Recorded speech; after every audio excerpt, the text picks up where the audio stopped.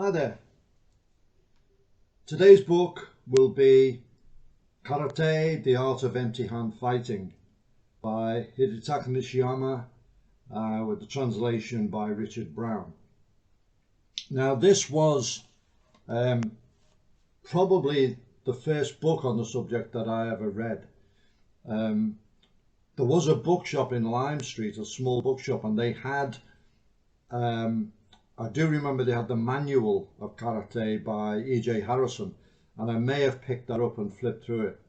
But it wasn't until I got hold of Master Nishiyama's book in the library, in the big central library in Liverpool, and I was able to check it out and took it home and read it pretty thoroughly.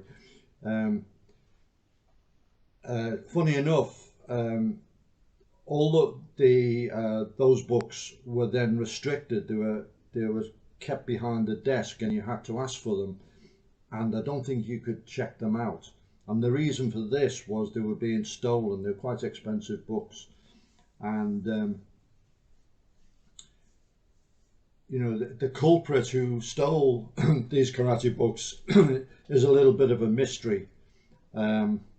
So naming no Terrys, you know, I'm sure the statutes of limitations lapsed on those, but it meant that I had to read such books, and they had quite a collection in the library, and they were high quality books. And Master Nishiyama's book was published by Tuttle, who specialised in martial arts books, and it was very high quality. Glossy paper, photo reproduction. It was a really well-produced work, and it's still one of the best books on the fundamentals, particularly of Shotokan. So it has stood the test of time from that. There were some stars in the book. Master Okazaki and Master Kanazawa are featured in the book. In fact, the cover, you'll see the picture of it, the stars of this, the flying kick, Yokotobi Gari, as Master Okazaki did that. Master Nishiyama had been in charge of the famed JKA, Japan Karate Association instructor course, and he had also been responsible for developing the competition rules.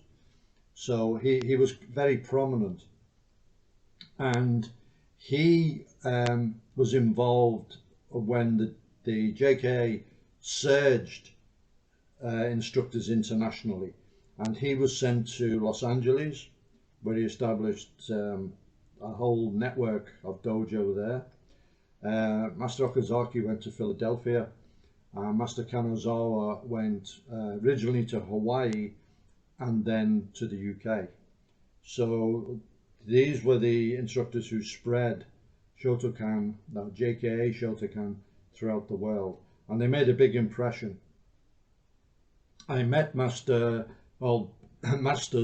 Nishiyama and Okazaki in 1972 in Paris. They called a committee meeting of people involved in traditional styles, and I was involved in Goju. And it was basically to counter the European influence from France, from the way it was all run. It was all politics of martial arts. It wasn't all that interesting, but they were quite interesting characters. I never saw them in action, but from reports of people who trained with them, they were both really excellent. And of course, Kanazawa Sensei, who was my first Japanese instructor, was amazing.